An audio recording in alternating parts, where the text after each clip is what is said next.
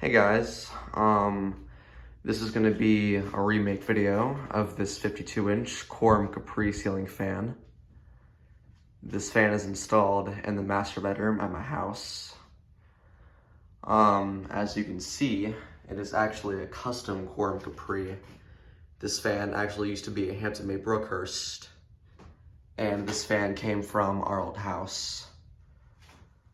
And back in September of 2019, I repainted it, and I did a pretty horrible job. I was not the best. And to make the fan look nice, I put these gloss blades on it.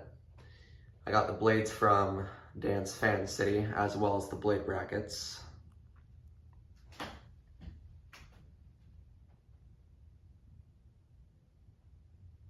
The blades are reversible oak to walnut. And there's a top shot. And about 2 weeks after we moved into this house, I took down the landmark that was in my room and I put this up in there. And then 3 months later, when I got the Supreme, I took this down and put up the Supreme in my room. And then about 2 days later, I took down the landmark that was in here and put this up. All right, now I will demonstrate it for you, starting off with the light.